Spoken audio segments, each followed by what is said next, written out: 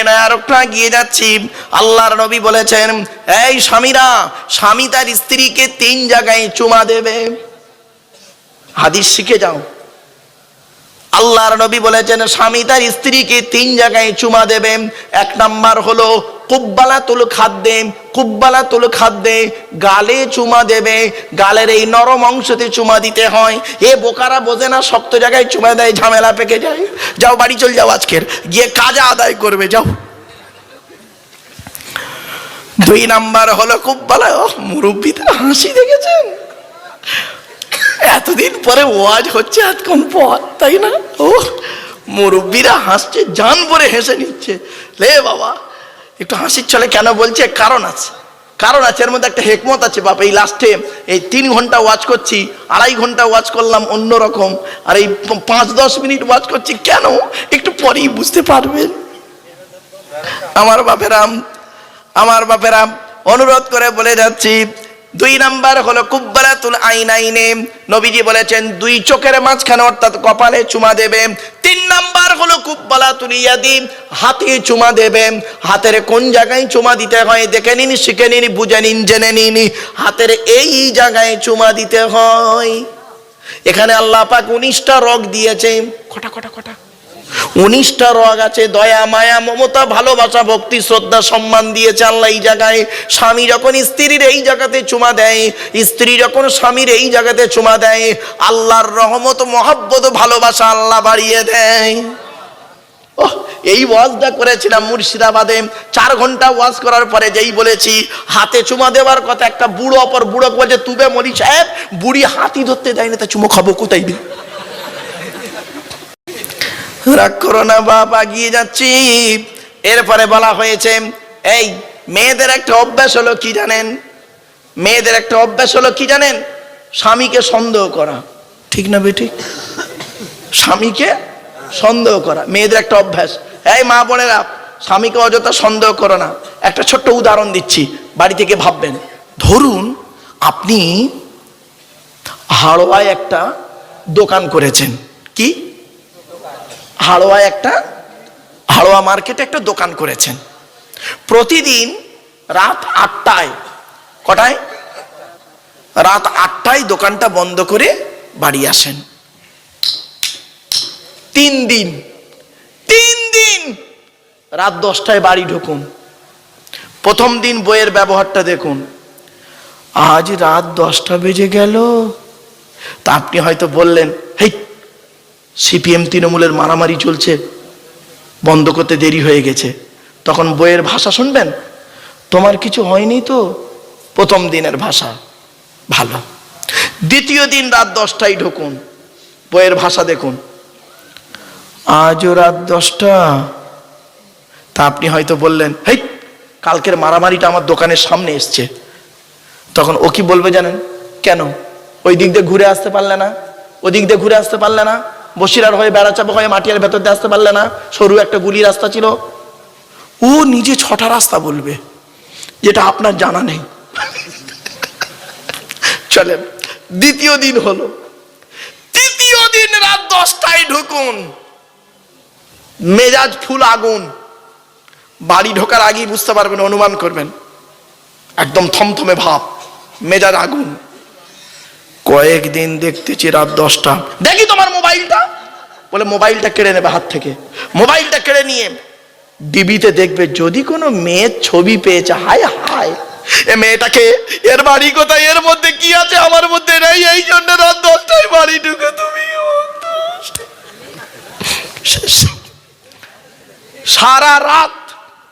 সারা রাত এফএম রেডিওর মতো গজ গজ গজ গজ করবে। ঠিক না বেটি? সারা রাত ঘুম হারাম, ঘুম আপনার হারাম। এবার সকালবেলা উঠে আপনি হাড়োয়ায় দোকান খুলতে যাবেন। তো হাড়োয়ায় দোকান খুলতে যাবেন, ও বউ করবে কি, আপনার বউ করবে কি, মেয়েটা করবে কি জানেন? মলি সাহেবের কাছে তাবিজ করতে যাবে। এই মা বোনেরা, একটা মারাত্মক তাবিজ শিখিয়ে যাচ্ছি, মারাত্মক তাবিজ শিখিয়ে যাচ্ছি। স্বামী স্ত্রী যখন ঘুমাবে, একটি মাত্র লম্বা বালিশ ব্যবহার করবে। স্ত্রী যদি স্ত্রী যদি ওর মাথার লম্বা চুলটাম, স্ত্রী যদি ওর মাথার লম্বা চুলটাম ওই বালিশের উপরে বিছায়ে দেয়, আর স্বামী যদি স্ত্রীর চুলের উপরে মাথা রেখে ঘুমায়, ওই স্বামী ওই মুহূর্তে জীবনে কোনোদিন অন্য কোনো মেয়ের কথা ওর মনেই আসবে না। ও এই ওয়াজটা শোনার পরে আমার মা বোন যারা ওয়াজ শুনছে মনে মনে বলছে, মারুফ ভাই তুই এবার বাড়ি যা, ওদের ঘরে আসতে দে, চুল গলায় জড়িয়ে দে মেরো তো বাড়ি, যা পারিস কর, আমি এই চললুম, যা পারিস কর। আল্লাহ নবীর আর একটা হাদিস বলছি, শুনে নিন। অসুবিধা হচ্ছে আপনাদের? আর একটু হবে না? বন্ধ করে দেবো? আর একটু হবে? ওরে বাপ রে বাপ, কি এতক্ষণ পরে ওয়াজটা হচ্ছে, ঠিক না? বুঝেছি তো, আমি জানি। এরপরে আসছি, আল্লাহ নবী বলেছেন, এই মা বোনেরা ভালো করে শুনে নাও, একটা মারাত্মক হাদিস বলবো। আল্লাহ নবী বলেছেন, কোনো মেয়ে ছেলে যেন বিনা কারণে স্বামীর বিছানা ছেড়ে দিয়ে অন্য বিছানায় রাত না কাটায়। মা বোনেদের বলে যাচ্ছি, মায়েরা বোনেরা, তোমার বয়স যতই হোক না কেন, যদি তোমার স্বামী বেঁচে থাকে, তার বয়স যাই হোক না কেন, খবরদার স্বামীর বিছানা ছেড়ে দিও না। আল্লাহর নবী বলেছেন, কোন মেয়ে ছেলে যদি স্বামীর বিছানা ছেড়ে দিয়ে অন্য বিছানায় রাত কাটায়, সারা রাত আল্লাহর ফেরেশতারা ওই মেয়েটির জন্য আল্লাহর কাছে অভিশাপ করতে থাকে। বাবা বাড়ি থেকে শোনো, বাপ এতক্ষণ আপনাদের কাছে আলোচনা করলাম, বাপ চলে গেছে, মা চলে গেছে, ভাই চলে গেছে, বোন চলে গেছে, এই দুটো হাত দিয়ে আমরা কত মানুষের জানাজার নামাজ পড়েছি, ঠিক না বেটি? তাড়াতাড়ি, এই দুটো হাত দিয়ে আমরা কত মানুষের কবরে শুইয়েছি, এই দুটো হাত দিয়ে কত মানুষের লাশের খাটটাকে বয়েছি, এই দুটো হাত দিয়ে কত মানুষের বুকে মাটি দিয়েছি। কোনোদিন একবারও ভাবিনি কবরে আমাদের শুতে হবে, আমার কি জানাজা হবে, মাটি হবে। এজন্য কবর বলে আমি কবর চারটে কথা বলে মনে পড়ছে। এক নাম্বার কবর বলে আমি কবর, দরজা জানালা ছাড়া ঘর। দুই নাম্বার কবর বলে আমি কবর, সাপ বিছে পোকামাকড়ের ঘর। তিন নাম্বার কবর বলে আমি কবর, আমি কাউকে চিনি না তার আমল ছাড়া। চার নাম্বার কবর বলে আমি কবর আমার উপরে লাইটিং করতে গেলে, আমার উপরে আলোকিত করতে গেলে টাকার প্রয়োজন হয়, আর আমার ভেতরে আলোকিত করতে গেলে, খুশবু করতে গেলে নেক আমলের প্রয়োজন হয়। এই জন্য নবীজি বলেছেন, দাওয়াতুল মাজলুম, অত্যাচারকৃত মানুষের দোয়া। দুই নাম্বার হলো দাওয়াতুল মুসাফিরি, মুসাফিরের দোয়া কবুল হয়ে যায়। তিন নাম্বার হলো দাওয়াতুল ওয়ালিদি আলা ওয়ালাদিহি, কোন বাপ আর মা যদি নিজের কলিজার টুকরা সন্তানের জন্য দোয়া চেয়ে যায়, বিদ্যুতের থেকে দ্রুত গতিতে বাম্মার দোয়াটা আল্লাহর দরবারে কবুল হয়ে যায়। এজন্য বলে যাচ্ছি, যাদের বাড়িতে বুড়ো বুড়ি বাম্মা বেঁচে আছে, যাদের বাড়িতে বুড়ো বুড়ি বাপ আর মা বেঁচে আছে, জীবনে কোনোদিন বুড়ো বুড়ি বাম্মাকে কাঁদায় না।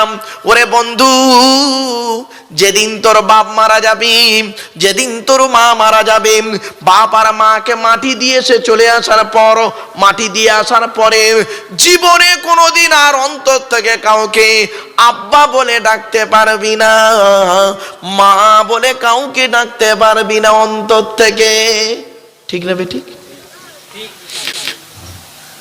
এই যুবক ছেলে শুনে নাও, বাম্মা হলো অমূল্য রত্ন। যাদের বাড়িতে বাম্মা বেঁচে আছে, বাড়ি থেকে যখন বেরোবে, বুড়ো বুড়ি বাপ আর মা বেঁচে থাকলে বাপ আর মায়ের দোয়া নিয়ে বাড়ি থেকে বেরোবে। বাপ আর মায়ের দোয়া যদি তোমার সঙ্গে থাকে, গাড়ির তলার ভেতরে ঢুকে যাবে, লরির তলার ভেতরে ঢুকে যাবে। আমার আল্লাহ করবে কি, বাম্মার দোয়ার ওসিলায় গাড়ির তলার ভেতর থেকে জীবিত টেনে বের করে আনবে। এরা বাপের ভাত দেয় না, মার ভাত দেয় না। এখানে অনেকে বসে আছে দেখবেন, বাপকে দেখে না, মাকে দেখে না। পৃথিবী ধ্বংসের লক্ষণ হলো নিকটবর্তী লোকের সঙ্গে মহব্বত থাকবে না, দূরবর্তী লোকের সঙ্গে মহব্বত তৈরি হবে। নিজের বাপের প্রতি ভক্তি শ্রদ্ধা করে না, শ্বশুরের প্রতি ভক্তি শ্রদ্ধা খুব বেশি। নিজের বাপকে একটা লুঙ্গি কিনে দিয়েছে, তার দাম 300 টাকা। শ্বশুরকে যে মালটা কিনে দিয়েছে তার দাম 1300 টাকা। অভাগিনী মাকে একটা শাড়ি কিনে দিয়েছে, তার দাম 500 টাকা। শাশুড়িকে যে মালটা কিনে দিয়েছে তার দাম 2500 টাকা। শুধু তাই নয়, নিজের বাপের প্রতি ভক্তি নেই, শ্বশুরের প্রতি ভক্তি বেশি। শাশুড়ি, নিজের মায়ের প্রতি ভক্তি নেই, শাশুড়ির প্রতি ভক্তি বেশি। শুধু তাই নয়, নিজের কলিজার টুকরা বোনের প্রতি ভালোবাসা নেই, নিজের মায়ের পেটের বোনের প্রতি ভালোবাসা নেই, শালির প্রতি মায়া খুব বেশি। ঠিক না বেটি? খারাপ ভাববেন না। নিজের মায়ের পেটের ভাইয়ের প্রতি ভালোবাসা নেই, শালার প্রতি দরদ খুব বেশি। পৃথিবী ধ্বংসের লক্ষণ হলো নিকটবর্তী লোকের সঙ্গে মহব্বত থাকবে না, দূরবর্তী লোকের সঙ্গে মহব্বত তৈরি হবে। বাপেদের করজোড়ে বলে যাচ্ছি, বাম্মা হলো অমূল্য রত্ন। বাচ্চা যখন লাথি মারে, বাচ্চা মায়ের পেটের ভিতরে যখন লাথি মারে, মা তখন আনন্দে হেসে ওঠে। আর ওই বাচ্চা মায়ের পেট থেকে পৃথিবীর জমিন দেখার পরে কোনো ব্যক্তির দ্বারায় কারোর কথা শুনে যদি মাকে লাথি মারে, চোখ ফেটে পানি পড়ে। ঠিক না বেটি? দুটোই লাথি। একটা মায়ের পেটে যখন ও মেরেছিল, পেটে থাকা অবস্থায়, তখন মা হেসে ফেলেছিল, আমার বাচ্চা বেঁচে আছে। আর ওই বাচ্চা যখন মায়ের পেট থেকে পৃথিবীর মুখ দেখার পরে যখন লাথি মারলো, কারোর কথা শুনে মায়ের চোখ ফেটে পানি এলো। মায়ের ছোট্ট পেটে ছেলের জায়গা হয় 10 মাস 10 দিন। কদিন মায়ের ছোট্ট পেটে ছেলের জায়গা হয় 10 মাস 10 দিন। আর ছেলের 4 কামরা ঘরে অভাগিনী মায়ের শোয়ার জায়গা হয় না। বিবেককে প্রশ্ন করুন। শুধু নামাজ পড়ার নাম মুসলমান নয়, শুধু রোজা রাখার নাম মুসলমান নয় বাবা। মনে রাখবেন, শুধু হারাম হারাম করেন তো। ছোট্ট একটা উদাহরণ দিচ্ছি, রাগ করবেন না। আপনাদের মসজিদে জুম্মার নামাজ কালকে হবে। জুম্মার নামাজ পড়তে এসেছে একজন মুসলিম যুবক ছেলে, আপনাদের গ্রামের মুসলিম যুবক ছেলে, সাদা পায়জামা পাঞ্জাবি, সাদা টুপি পরেছে, প্রচুর পরিমাণ বাংলা মদ খেয়েছে, মদ খেয়ে মসজিদে উঠেছে জুম্মার নামাজ পড়তে। কি করবেন তাকে? বল বল বল বল বল বল বল বের করে দেবেন। ছেলেটা যদি বের হতে না চায়, তাই তো ছেলেটার অপরাধ কি? মদ হারাম খাবার, মসজিদ পবিত্র স্থান, হারাম খাবার খেয়ে পবিত্র স্থানে উঠেছে, তাই তাকে বের করে দিলেন। সেকেন্দার নগরের মুসলমানেরা কত ভালো মুসলমান, আপনাদের দেখে এখানেই পরীক্ষা হয়ে গেল। তুমি মদ খোরকে বের করে দিলে। ওরে মদ খাওয়া যেমন হারাম, সুদ খাওয়া তেমন হারাম, বিয়ের পণ নেওয়া তেমন হারাম, জমির আলচুরি করা তেমন হারাম, হুক মেরে কারেন্ট নেওয়া তেমন হারাম, পিতামাতার মারধর করা তেমন হারাম। মদ খোরকে বের করে দিলে, আর সুদ খোরকে মসজিদের সেক্রেটারি বানিয়ে দিলে। দেখেছেন কি হলো বলবেন বাবা? বাপেরা বাড়িতে গিয়ে চিন্তা করবেন, অনুরোধ করে বলে যাচ্ছে এগুলো একটু পরিবর্তন করুন। মানুষকে ভালোবাসুন, মানুষের সঙ্গে মিশুন, মানুষকে ভালোবাসুন। অনুরোধ করে আপনাদের বলে যাচ্ছি,